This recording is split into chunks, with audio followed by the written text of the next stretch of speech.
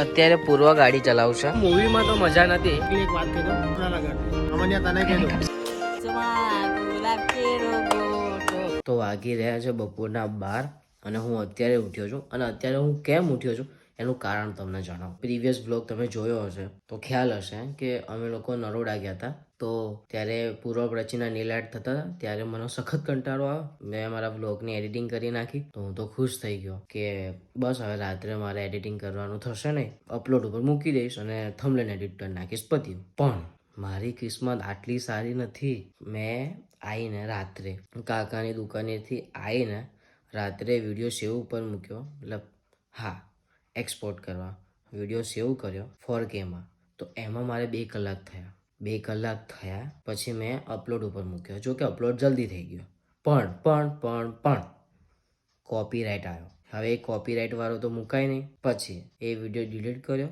પાછો એ બધા જે મ્યુઝિકમાં કોપીરાઇટ આવ્યો હતો એને હટાયા, બીજા મૂક્યા, ફરી સેવ કર્યો. એમાં 2 કલાક થયા. એટલે જાગવાની તાકાત હતી નહીં તો સૂઈ ગયો. પછી સવારમાં 7 વાગે ઉઠ્યો, જોયું કે હા સેવ થઈ ગયો છે. પછી એને અપલોડ ઉપર મૂક્યો, પાછો સૂઈ ગયો. એટલે આવી છે મારી કિસ્મત. ગમે ત્યારે સાથ છોડી દે. સવારમાં મેક્સભાઈ ધાબા ઉપર આવી ગયા છે. મેક્સ સેટ જવેસ, ગુડ બોય મેક્સભાઈ. હે ગાઈસ, તો અત્યારે હું આવ્યો છું કાકાના ઘરે અને અમે લોકો જવાના છે ક્યાં જવાના છે? અમે અત્યારે જઈ રહ્યા છે ડંકી મૂવી જોવા. હા, અને ટાઈમ છે કેટલા વાગ્યાનો છે?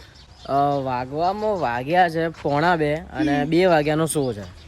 એટલે દર વખતની જેમ અમે લોકો લેટ થઈ ગયા. એ તો લોહીમાં છે, અમારા લોહીમાં છે લેટ થવું. તો ગાઈસ જલ્દી જઈએ કારણ કે અત્યારે વાગી ગયા છે 1:43 અને મૂવી આ વખતે લેટ નહીં કરવી કારણ કે છે ને ગાઈસ ફેવરેટ અમારા શાહરુખ ખાનની મૂવી છે ગાઈસ. મને અને SRK ના અમે બધા બહુ મોટા ફેન છે. શું કેવું? બહુ જ મોટા અને બહુ મોટા ફેન છે. એટલા મોટા ફેન છે ને ગાઈસ, એકઈ મૂવી એવું નથી કે નહીં જોઈએ. અમે બધી મૂવી જોયેલી છે. તો અત્યારે પૂર્વ ગાડી ચલાવશે.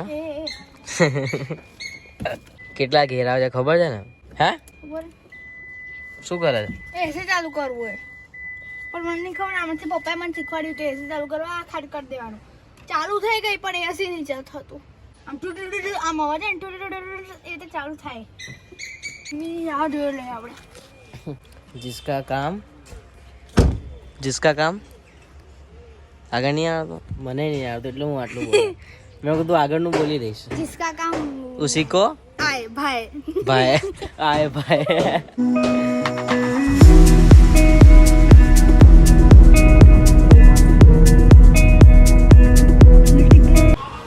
તો ફાઇનલી અમે લોકો રાજન સિટીમાં પહોંચી ગયા છે અને લેટ થઈ જ ગયો. શું કહું? ત્યાં પૂરો બ્લોગિંગ કરે છે.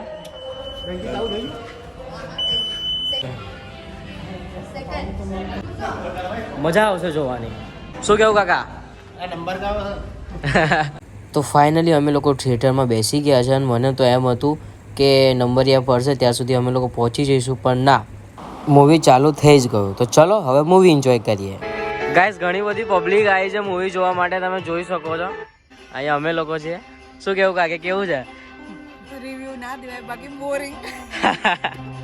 પૂર્વા, કેવું છે? સરસ છે.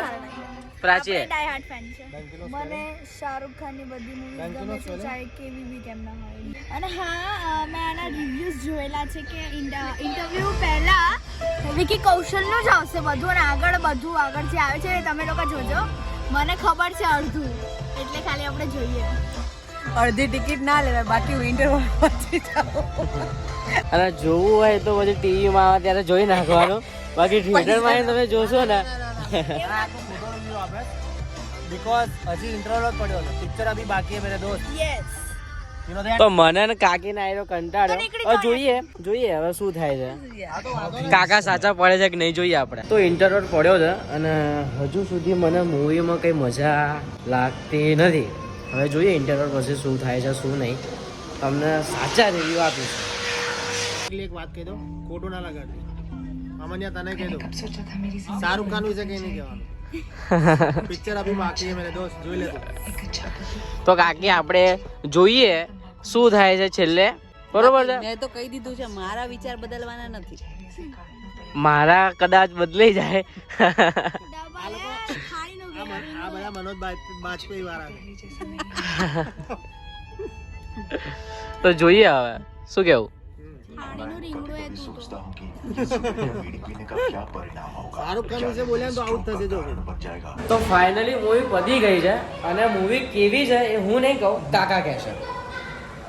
એકચ્યુઅલીમાં એક સોશિયલ મેસેજ છે જે પંજાબ અને ગુજરાત અને અત્યારે થોડું સમટાઈમ શું કહેવાય, અરે યાર આ કયો કહેવાય, હિમાચલ પ્રદેશ બાજુ પણ આવું થયેલું છે. અને ખાસ કરીને પંજાબ અને ગુજરાતમાં બહુ જ લોકો આ રીતે શું કહેવાય ફોરેન જવાની ઈચ્છા હોય છે એમને કે ભાઈ અહીંયા જઈને કમાઈ લઈએ, બહુ કામ થઈએ તેમ થઈએ, ઘણું બધું જે વાસ્તવિકતા છે આ મૂવીમાં બતાવ્યું છે. તો જે લોકોને ફોરેન જવાની ઈચ્છા હોય ને અને બહુ મોહ હોય ને તો એકવાર આ મૂવી જરૂર જોજો. 100%. સોશિયલ મેસેજ છે. હા પૂરા તું શું કહીશ? જે કીધું પપ્પા એ જ આપણે. કાકી તમે આપણે જોડે જ હતા. પ્રાચી તું? જય શ્રી રામ. હું ખાલી એટલું જ કહીશ કે પિક્ચર સરસ હતું, બસ જોરદાર નહીં કહું. શું કીધું કાકા? જણાનો રિવ્યુ જોઈને આયા તો મજા આવે. પિક્ચર તો સારું જ છે. તોય સારું જ છે, તોય સારું જ છે પિક્ચર. તો અત્યારે અમે લોકો નાસ્તો કરવા ઊભા છે. છોલે કુલચા આવે છે, આપણે આવી ગયા. એક છે Actually મારી પાસે પુલાવ આવી ગયો છે guys. તું બોલી લે, તું બોલી લે પછી હું બોલું.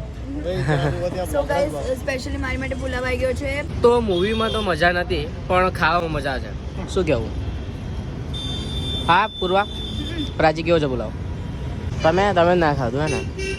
હું તો શું આ મૂવી જોઈને પેટ ભરાઈ ગયું છે. હા મૂવી જોઈને પેટ નહીં ભરાયું. એકચ્યુઅલીમાં મને પણ ખાવાની બહુ તલબ છે પણ અત્યારે ડોક્ટરે મને હા. દાળ ભાત ખીચડી ફ્રૂટ દાડમ એવું જ કીધું છે. તમને સમજી લો કે દાડમ ને કોફી માણસ ક્યારે ખાતો પીતો હોય. એક્સપ્લેન કરવાની આ જરૂર જો આ જો આ જો આ બૈરું, આ શું કહેવાય કળિયુગનું બૈરું. આ જો હા હા કળિયુગનું કેટલા જલ્દી કળિયુગ તો છે આ. પણ તમે પહેલી તો બહુ જલ્દી તો કહેતા. સતયુગના બાપા કરોડો વર્ષ થઈ ગયા છે. શું બની ન શકે?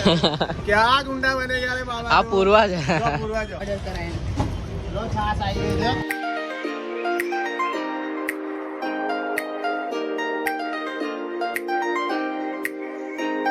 હજુ આનું હજુ પતતું જ નહીં. જો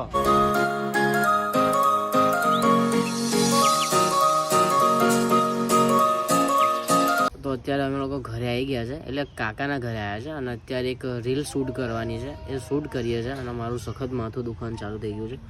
ખબર નહીં કેમ, આજે દવા નથી લીધી એટલે કે પછી ફરે એટલે કે મૂવી ના લીધે એટલે માથું સખત દુખે છે. અત્યારે અમે લોકો 25 તારીખે ક્યાંક જવાના છે, બસ એની જ રીલ શૂટ કરીએ છીએ. બતાવીએ તમને અને રાહ જોજો, 25 તારીખે ક્યાંક નવું જોવા મળશે, મોજ મસ્તીને ધમાલ જોવા મળશે. આ ટંટાલાલ અને આ મિહિર એ મને લેવા આવ્યા હતા. હવે આવી ગયો છું ઘરે, એટલે ઘરે આવ્યો નહીં, બસ ઓન ધ વે છું, પહોંચી રહ્યો છું આમ. બરાબર, અહીંયા જો અહીંયા બધું કામ થઈ ગયું છે સરસ મજાનું. આપણે કરાવડાવ્યું. શું કેવું? હા ટંટાલાલ? હા ટંટાલાલ બહુ મોટી નોટ છે. શું કેવું? એટલે આવું છે, એટલે ઘરે પહોંચી ગયો છું. પહોંચીને ફ્રેશ થઈને તમને મળું.